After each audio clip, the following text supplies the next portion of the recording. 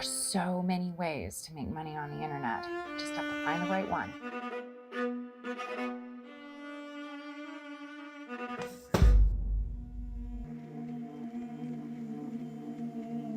This is Marlene. I'm gonna be the father. Well, you learn from the best.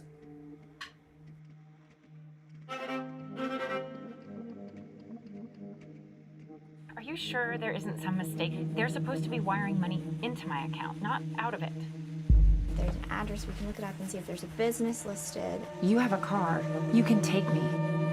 I got scammed, Marlene. That's why we're doing this. I've lost everything. Beware the man who makes things go away. He makes them come back. Welcome. What's going on here? We're always taught to yearn, as if a part of us is absent. We wake up in another world. And it seems so simple.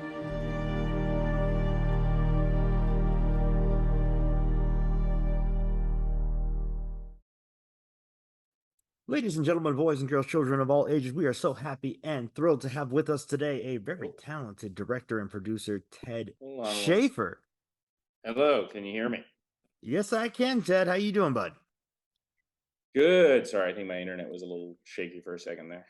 It's all good. We're here to talk about your film, Giving Birth to a Butterfly. Yes. Tell us about this movie, because it's definitely an odd one. Yeah, it's called Giving Birth to a Butterfly, as you said, and it follows Diana, who gets scammed on the internet and enlists her son's pregnant girlfriend to try and track down the perpetrators. But instead of finding people that have scammed her, they find something very different.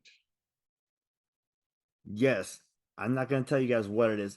Now, given that I've seen a lot of the stuff that you've produced, I should have known better than to expect the expected out of a direct something you directed like this, or something that you put together. Because I saw We're All Going to the World's Fair, and we absolutely adored that one last year when we saw it.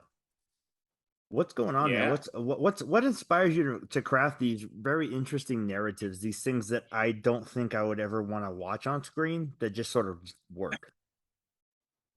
People and finding new ways to tell kind of specific and interesting stories.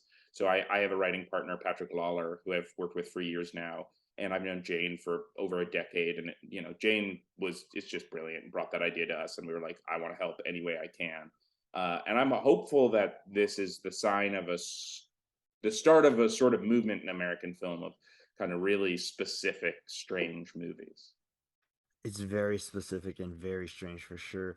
Can you talk about working with your cast is so talented. You got Annie and Gus is super young, and she's a uh child of Hollywood, as it were. Given they're both her parents were actors. Yeah. And what's it like working with Annie and Gus and putting this film together, and even Paul, because he's understated in how good he is in this movie. I know. I feel incredibly lucky. Finding Diana was sort of the key, which was Annie's role. And once we met, we didn't do auditions for anything, especially for the lead roles. It was just, I'd love to meet with some people. And Annie and I just immediately clicked. And I hope to work with Annie for the rest of my life. I think she's insanely talented and just such a wonderful, warm presence. It just made making this film so easy. And Gus too. Gus, I think, is gonna blow up. I think she's a superstar. I don't know why she isn't already, leading her own TV series or whatever. I think it's partly because she's picky and she's trying to pick really intentional stuff, but also because both of her parents are character actors. So they have very, it's not like she's the daughter of two super big movie stars. They're mostly theater actors. And so she's trying to be really intentional. I think that's very smart.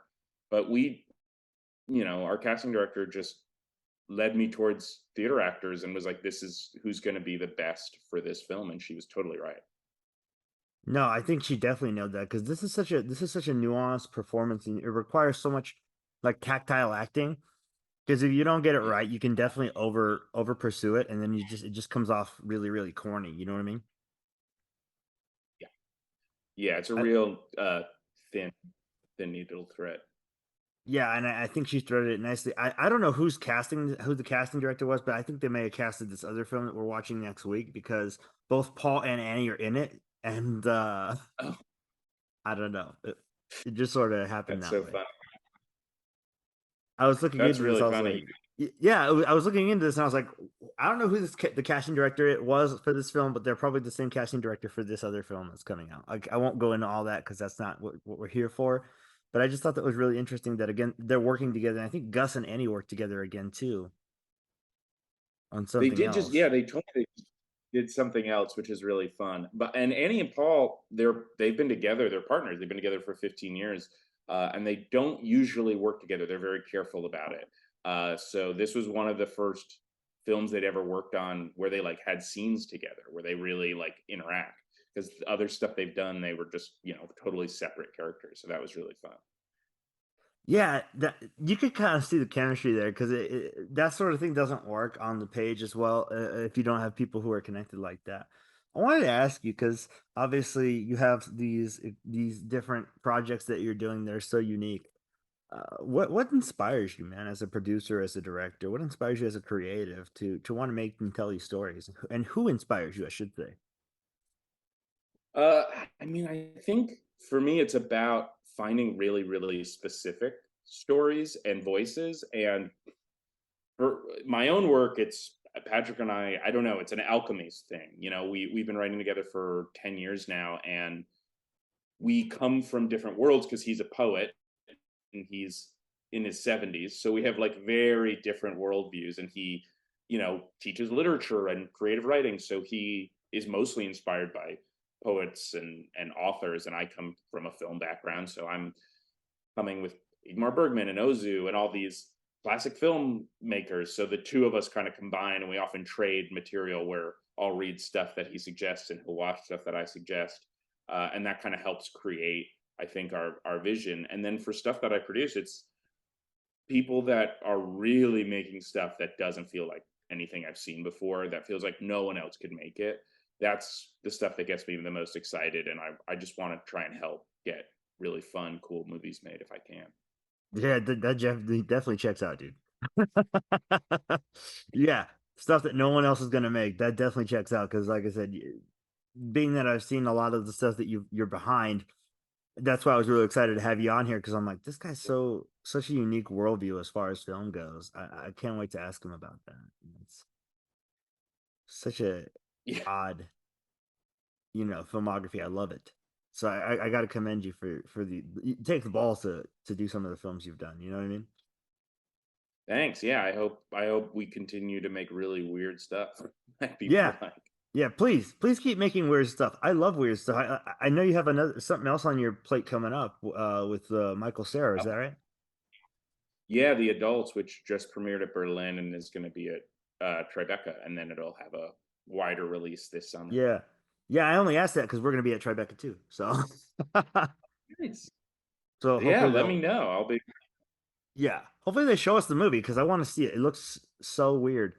So Yeah. again, good job. So I wanted to ask you because I always ask a really fun question, but this is probably the hardest question I'm gonna ask you all day because the rest of these have been pretty much easy ones. You've been knocking these out of the park. You have two films you can watch for the rest of your life, and only two. What two are you taking and why?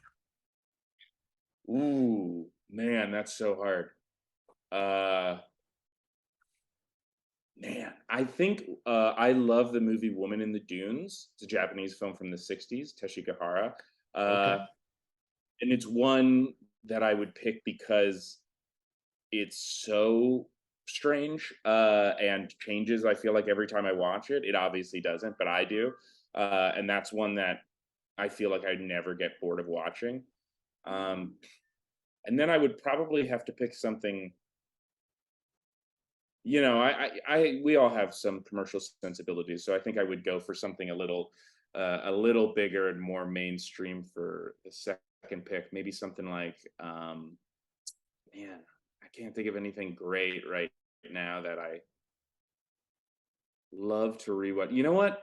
It's been a while since I've seen it, but Almost Famous. I Oh loved yeah. that movie as a kid, and even just the nostalgia factor, I feel like it'd be fun to have that one, and I could always remember my youth as I watch it. There's not a lot you can go wrong with Cameron Crowe, really. That's you can't go too wrong with that. That's a great choice. Yeah, I really feel like he yeah, makes it's a movies that classic one. I just used to. I was just saying I think he Oh, makes movies that make us feel good. That's really it. yeah, and I think that is the perfect example of one, and I love the music in it. It has a lot going for it, and it reminds me of being in high school and watching that movie on repeat. So I'm like, that'd be a fun one to just keep watching. Oh, definitely. I agree with you on that one. So let me ask you, why should people check out Giving Birth to a Butterfly?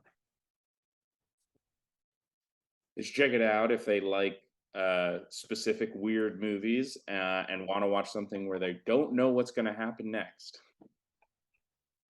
Yeah, I think that's a pretty good elevator pitch, guys. You definitely should check the movie out because it is weird. And I'm gonna tell you right now, we love weird movies on my website. Like we did a 4,000 word dissertation on Beau is Afraid, so we love weird cinema. So bring us all the weird cinema that you can get. So guys, check out Giving Birth to a Butterfly. This thing is gonna be hitting. When does it come out? It's already out, right?